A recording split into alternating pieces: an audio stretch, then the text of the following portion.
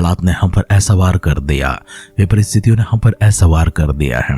हो सकता है हमारे कुछ गलत निर्णय, हमारे कुछ गलत सोचों ने हम पर ऐसा वार करने के लिए मौका दे दिया है, जिस कारण से केवल हम शून्य हो चुके हैं, हमारे पास कुछ भी नहीं बचा है। जब सब कुछ खत्म हो जाता है, हमारी धन संपत्ति लुट जाती है, बर्बाद हो जाती है, हमारे घर के भीतर सत्यानाश होती है, घर के बाहर भी सत्यानाश हो जाती हैं, हम केवल बचे हैं, हमारे पास कुछ बचा नहीं है। हमारे अपने लोग भी कहने के लिए हमारे आसपास कोई ऐसा नजर नहीं आते हैं। हमारे जीवन को पुनः प्रारंभ करने के लिए एक नजर डालना भी चाहे तो भी ऐसा कुछ नजर नहीं आता है जिसके आधार पर हमारे जीवन को फिर से खड़ा कर पाए। कुछ तो सहारा चाहिए, कुछ तो आसरा चाहिए, कुछ तो मदद चाहिए। बिना आसरा का, बिना सहारा का, बिना मदद का हम भले कैसे खा पाएंगे, उठ पाएंगे। इसलिए मनुष्य जब नीरस हो जाता है, एकमात्र ऐसी चीज होती है जो मनुष्य को अपने जीवन को पुनः प्रारंभ करने में मदद करती है, उसे कहते हैं आशा। जब तक एक इंसान अपनी आशा को खोता नहीं है, तब तक वह इंसान कितना भी बिखर क्यों ना जाए, कितना भी टूट क्यों ना जाए, कितना भी बर्बाद क्यों ना हो जाए, कंगाल क्यों ना हो जाए, बस केवल वो देह में जीवित है और उसके पास कुछ भी नहीं है। ऐसे समय में उसके मन के भीतर अगर एक आशा होगी, उसके मन के भीतर एक आत्मविश्वास होगी, अगर वो खुदा को मानने वाला इंसान है, परमेश्वर पर भरोसा रखने वाला इंसान है, उनके ऊपर अगर इसकी विश्वास होगी, तो ये मनुष्य अपने जीवन को पुनः प्रारंभ कर सकता है। इंसान को एक और कदम आगे बढ़ाने के लिए, इंसान को एक और दिशा में चलाने के लिए, इंसान अपने आप को एक और मौका देने के लिए उसके भीतर एक आशा की जरूरत होती है। जब तक मनुष्य अपने जीवन में आशा को जगाए रखता है, तब तक उस मनुष्य को कुछ नहीं हो सकता है। वो भले कितनी ऊंचाई से नीचे गिर भी क्यों ना जाए, फिर वो उठकर खड़ा हो सकता है। वो अपने आप को बना सकता है, अपने संसार को बना सकता है। हमारी अध्ययन रूत के ग्रंथ में चल रही है, जहाँ पर हमने 3 विधवाओं को देखा है जिनका सब कुछ खत्म हो चुका है। एक सास होती हैं और 2 बहू होते हैं। उनका अपना कहने के लिए उनके पास कुछ भी नहीं है। वे तीनों सिर्फ एक दूसरे के अपने होते हैं। इसके सिवा केवल देह मात्र में वे लोग जीवित है, उनके पास कुछ भी नहीं है। इन तीनों के पतियां मर जाते हैं। इनका जो आसरा था, इनका जो सहारा था, इनका जो मदद था, इनकी जो आशा थी, जो केवल एकमात्र थी, उनके पति थे, वे मर चुके हैं। अब किसके सहारे वे जिएंगे, कौन सी आशा में वो जिएंगे? लेकिन नाओमी कहती हैं, अपने जीवन को तो पुनः प्रारंभ कर सकते हो। मैं तो अपने जीवन को पुनः प्रारंभ करने से ना रही। तुम तो जवान हो, तुम जाकर अपने जीवन को फिर से पुनः प्रारंभ कर सकते हो। इस बात के लिए ओरपा और रोज सीधे तो नहीं थे, लेकिन बहुत मनाने के बाद में ओरपा अपने घर चली जाती हैं, अपने मायके चली जाती हैं, अपने देवताओं के पास चले जाती है, अपने लोगों के पास लौट जाती है। रूत नाओमी के साथ में रहती हैं। आए हमारे ध्यान को आगे बढ़ाने से पहले परमेश्वर के हाथों में अपने आप को समर्पण करते हुए एक आशा के लिए हम सब मिलकर प्रार्थना करेंगे। हमारे जीवन आज किसी भी हाल से क्यों ना गुजरता हो, लेकिन एक आशा को लेकर हम चलते हैं। उसी आशा में परमेश्वर हमारे संग रहेंगे, हमसे बातें करेंगे, हमारा हाथ पकड़कर फिर से हमें खड़ा करेंगे। गिरे हुए स्थान से परमेश्वर फिर से एक बार हमें उठाएंगे, बिखरे हुए स्थान से परमेश्वर फिर से एक बार उठाकर बनाएंगे। हमारी जिंदगी जो तहस नहस हो चुकी है, फिर से एक बार परमेश्वर उसे बनाते हुए उसे खूबसूरत सजा सकते हैं। इसलिए अपने आपको परमेश्वर के हाथ में समर्पण करते हैं। खुदा के पर विश्वास के लिए हम दुआ करेंगे, आत्मविश्वास के लिए प्रार्थना करेंगे, आशा जगाए रखने के लिए मिलकर दुआ करेंगे। स्वर्गीय पिता परमेश्वर आदर के योग्य, सम्मान के योग्य हैं, प्रशंसा के योग्य हैं, महिमा के योग्य हैं। आज के सुबह का दिन फिर से एक बार आपके दिव्य सानिध्य में आने का जो सौभाग्य आपने हम सबको प्रदान किया है, खुदा इसके लिए धन्यवाद करते हैं, आभार प्रकट करते हैं। नए दिन के लिए प्रभु जी शुक्र अदा करते हैं, नए वरदानों के लिए शुक्र अदा करते हैं, नए वचन के लिए परमेश्वर जो हमारे पास लेकर आए उसके लिए भी आपको धन्यवाद करते हैं। हमारे भीतर परमेश्वर नई आशा को जगाने के लिए, नई उम्मीद को जगाने के लिए और प्रभु जी आत्मविश्वास हमें भरने के लिए और पिता परमेश्वर जीने की एक उम्मीद हमारे भीतर रखने के लिए प्रार्थना करते हैं। किसी भी हाल से परमेश्वर हमारे यहाँ से प्रभु जी जो कुछ भी क्यों ना बिखर जाता हो, खत्म क्यों ना हो जाता हो, लेकिन परमेश्वर आपका साथ हमारे साथ होगा। संसार के अंत तक हमारा साथ देने की प्रतिज्ञा की हो परमेश्वर, आप निश्चय हमारे साथ रहेंगे, हमारा हाथ नहीं छोड़ेंगे, हमारा साथ नहीं छोड़ेंगे, हमारी आशा को बढ़ाएंगे, हमारे साथ देंगे, हमारी उम्मीदों को बढ़ाएंगे, विश्वास को जगाएंगे। फिर से एक बार प्रभु जी हमारे जीवन को खड़ा करेंगे।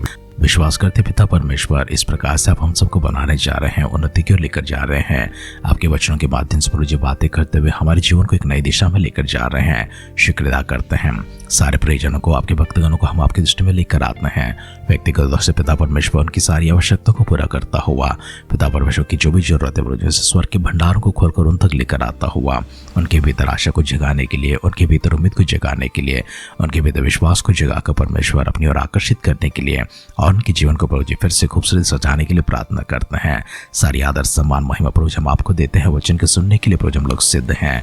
हमारे संग रहिए, आत्मा का अभिषेक हम पर उंडेल कर हमसे बातें कीजिए, महिमा सारा आप प्राप्त कीजिए। दुआओं को सुनकर द्योतन के लिए धन्यवाद करते हुए हमारे उद्धारकर्ता हमारे प्रभु यीशु मसीह के नाम से इस प्रार्थना को मांगते हैं।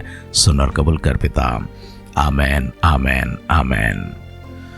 आध्यात्मिक जीवन की दैनिक खुराक सुन रहे हमारे सारे प्रिय श्रोताओं को, परमेश्वर के भक्त गणों को प्रभु यीशु मसीह के नाम में प्यार भरा जय मसीह की सुप्रभातम और शुभोदय कहते हुए हम सबका मनपसंद ध्यान केंद्र आध्यात्मिक जीवन की दैनिक खुराक में और इस नए दिन में आप सबका स्वागत करते हैं।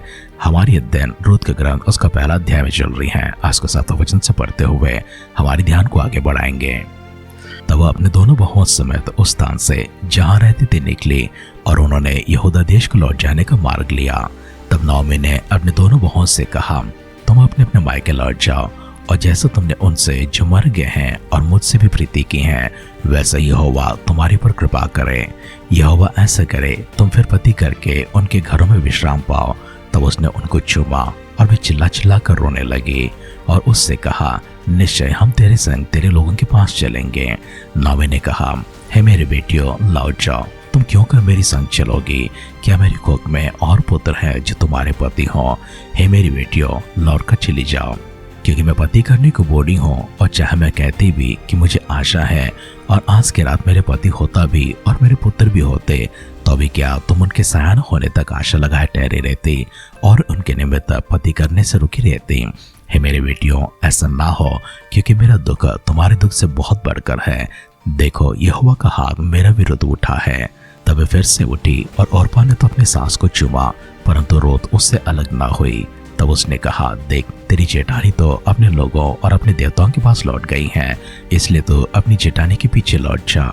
रूत बोली, तुम मुझसे विनती न कर कि मुझे त्याग व छोड़कर लौट जा, क्योंकि जिधर तू जाए उधर मैं भी जाऊंगी, जहाँ तू टिके वहाँ मैं भी टिकूंगी। तेरे लोग मेरे लोग होंगे और तेरा परमेश्वर मेरा परमेश्वर होगा। जहाँ तू मरेगी वहीं मैं भी मरूंगी और वहीं मुझे मिट्टी दी जाएगी। यदि मृत्यु छोड़ और किसी कारण से मैं तुझसे अलग हो जाऊं तो यहोवा मुझसे वैसा ही वरन उससे भी अधिक करे। जब उसने ये देखा कि वह मेरे संग चलने को स्थिर है तब उसने उससे और बात न कही। सो वे दोनों चल निकले और बेतलहम को पहुंचे। और उनके बेतलहम में पहुंचने पर कुल नगर में उनके कारण धूम मची और स्त्रियां कहने लगी, क्या यह नौमी है? उसने उनसे कहा, मुझे नौमी न कहो, मुझे मारा कहो, क्योंकि सर्वशक्तिमान ने मुझको बड़ा दुख दिया है। मैं भरी भरी चली गई थी, परंतु यहोवा ने मुझे छूची हाथ करके लौटाया है। सो जबकि यहोवा ही ने मेरे विरुद्ध साक्षी दी और सर्वशक्तिमान ने मुझे दुख दिया है, फिर तुम क्यों कर मुझे नौमी कहती हो? इस प्रकार नौमी अपने मुआविन बहू रूत के साथ लौटी, जो मुआब देश से आई थी, और वे जौ कटने के आरंभ के समय बेतलहम में पहुंची। रूत का ग्रंथ पहला अध्याय का 7वां वचन से लेकर अंतिम वचन तक हमने पढ़कर सुना है। नौमी विधवा हो चुकी है और उसके दोनों बहू ओरपा और रूत भी विधवा हो चुके हैं।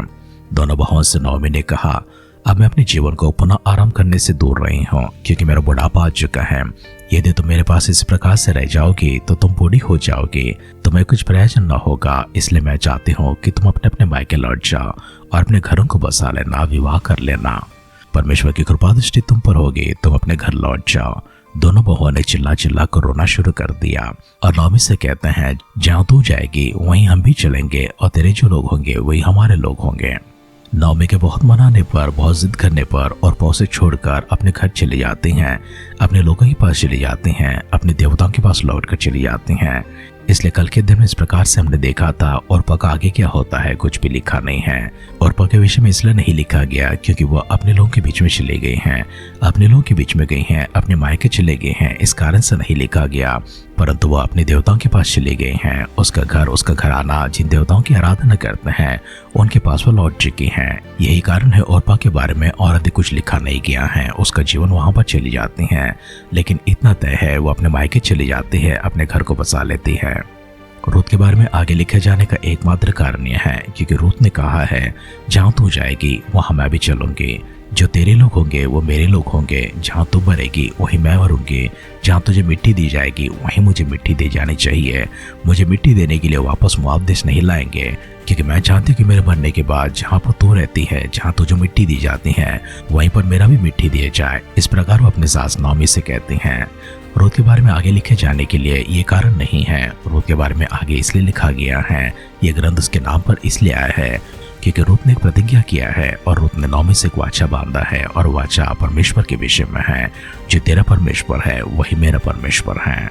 एक मोआबिन स्त्री होकर अपने देवताओं को भूलकर परमेश्वर के पास लौट आती हैं, अपने सच्चे मन से पूरे मन से परमेश्वर को अपना लेती हैं।